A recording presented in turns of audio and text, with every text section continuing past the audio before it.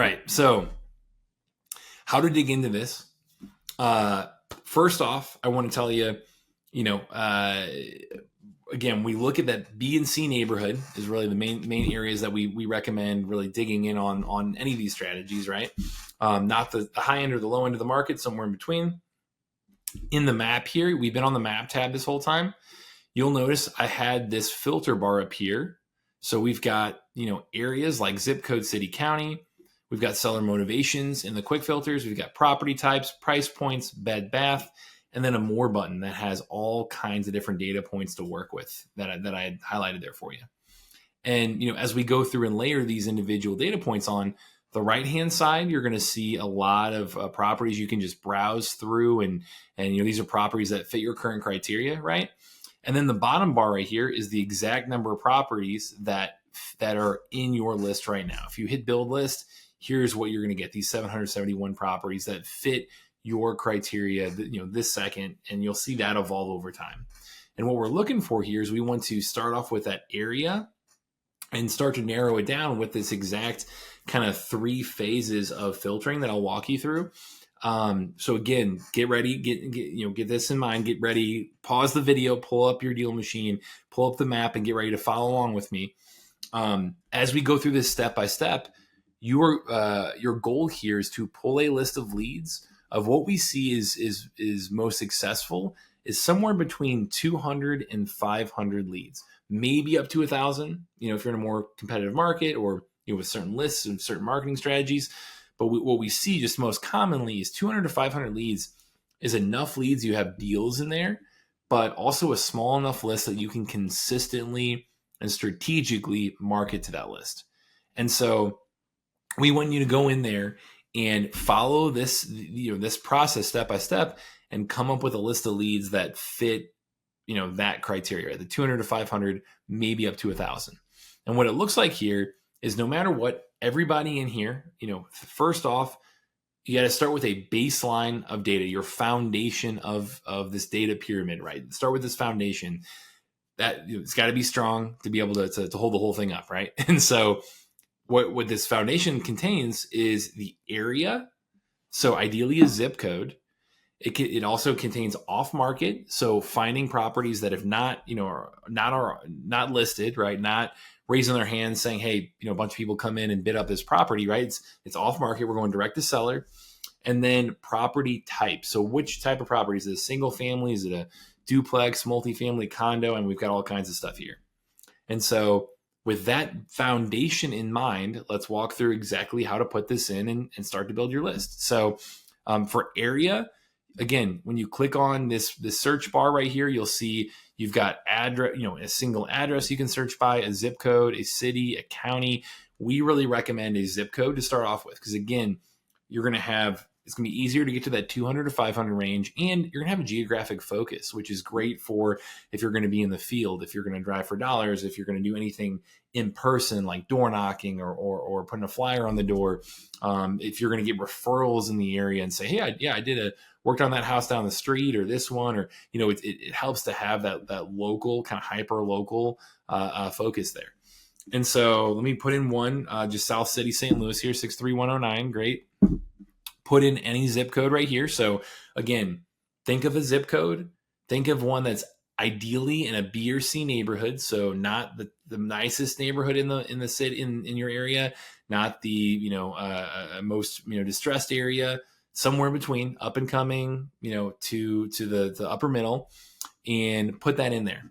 So 63109 for the zip code for me. I'll say then off market, which is in the quick filters. So click on quick filters, scroll down, off market. There we go. This is the foundation of the pyramid, right? And then the final thing I mentioned is property type. And so for me, we look at single family. We've got, hundreds of property types here, everything from self-storage to RV parks to mobile homes to whatever you can think of. But single family, let's start there. Great.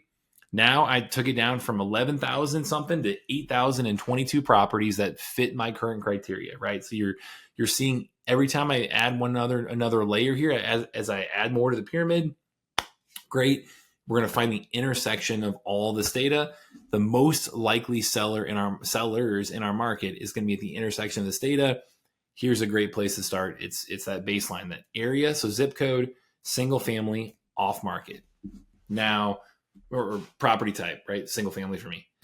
Now from here, what we're going to think about is our buy box. What about the property itself would make it a good deal for me?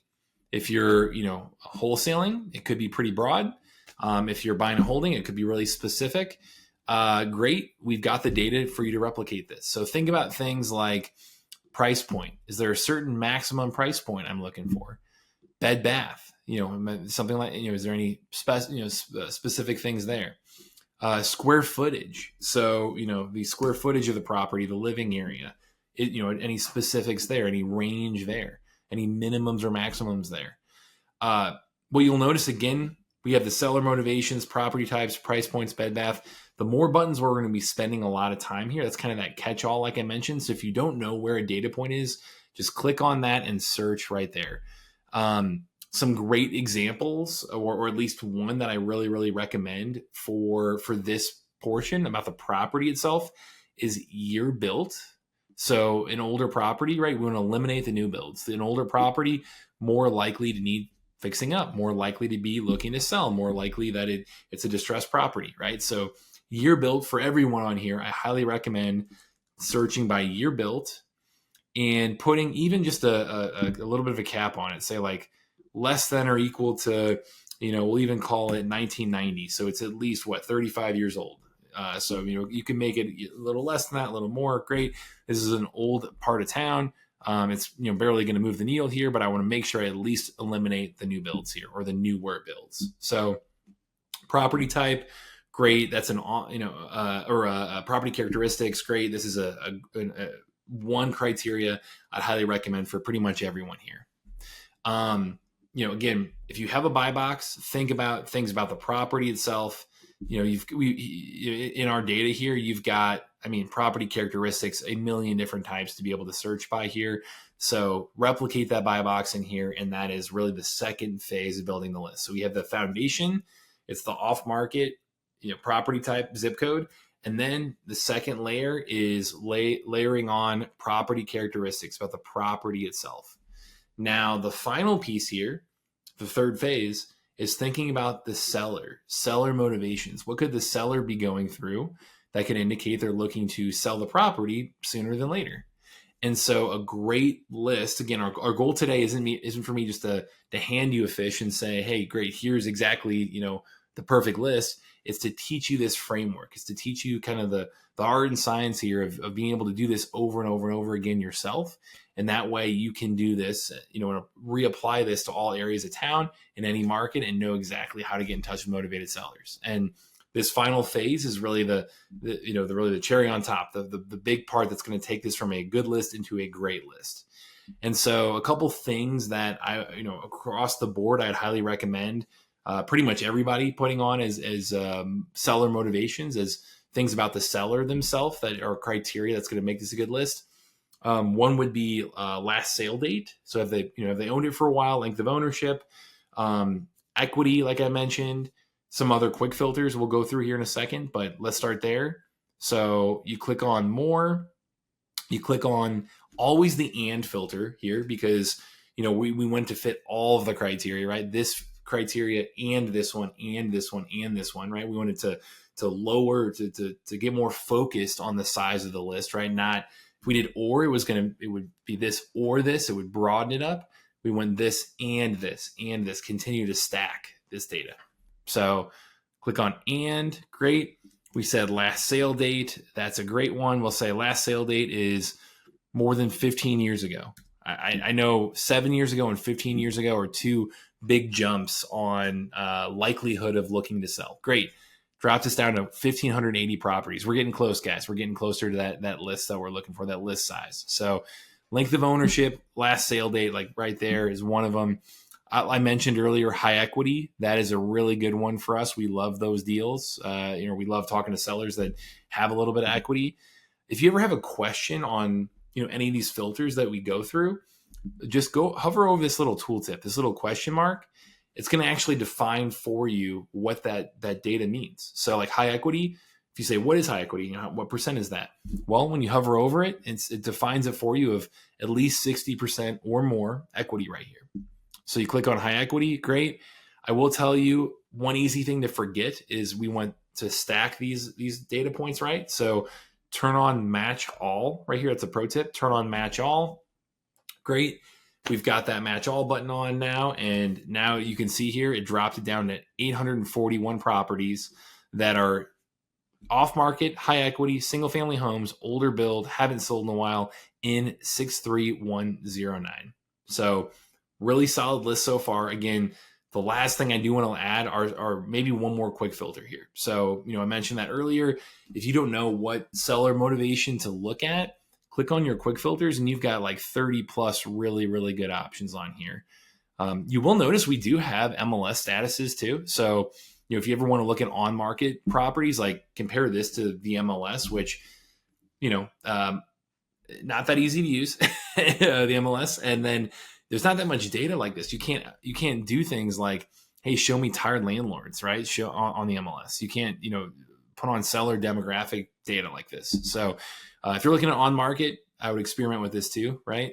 But if you don't know exactly what seller motivation to put on here, click into quick filters, some that I love, and I know we've had some really good experiences with, or some really, really good success with by our customers. Expired listings, you've got that right here. Properties that were listed and couldn't sell. Out of state or absentee, that's always helpful. Vacant by the post office, marked by USPS. You can see things like tax delinquent, foreclosure statuses, senior owner, retired landlord, probate, interfamily transfer, likely to move is a new one that's really gotten good results. So any of these that you layer on there, layer on tired landlord, we've got 187 that fit all of that criteria. That is a really, really solid list. Slightly smaller than what we said. We said 200 to 500, but 187, pretty darn good list right there. And this is off market, high equity, tired landlord, single family, older build, hasn't sold in a while, in 63109. Tired landlord, I particularly love because, especially if you're going to be wholesaling, you can talk to that landlord. You can, have that property that you're talking about, that you reached out about. That could be one opportunity. Their entire portfolio could be an opportunity. They might be a cash buyer. They might actually be looking to buy instead. So it's great networking. They could be a mentor to you if you're networking locally and learning from them. There's a ton of ways you could take that conversation. So I personally love the tired landlord list. Great way to be able to build your network and have multiple exit strategies with that particular conversation, or multiple goals, I guess, with that particular conversation. So all of these filters is again, just quick recap. We went through, we built the foundation. We did zip code, off market, property type with single family. Then we went one layer up to property characteristics. So about the house itself, that would be like price point, bed, bath, lot size, size of the house itself, year built, things about the property. And then the final piece was things about the seller. It was high equity, tired landlord, anything that's a quick filter in here could be a good list from that standpoint. So you follow this process, follow this framework. Once you're done with going through all of this, I will save you a ton of time by just clicking on these 3 dots and saving your search. And that way, when you come back into here, you can just apply that search really, really easy. Just click on and apply it. And that way it's just going to automatically take, all your map. And now I can look at different zip codes, right? I can say, okay, cool. Let me reapply all this to a new zip code, right? Now I can jump over there and build a new list in Kirkwood. And, all these individual things here go a really, really long way in just, learning the platform, but just saving you time in the process. So I got 187 properties in 63109 that fit my full process here. If you followed along click for click, congratulations. Your last step is to hit build list, confirm build, and now you're on to the next phase. Now it gets really exciting. Now you have a list to go out there and work, to get in touch with, and hey, let's go do a deal right now.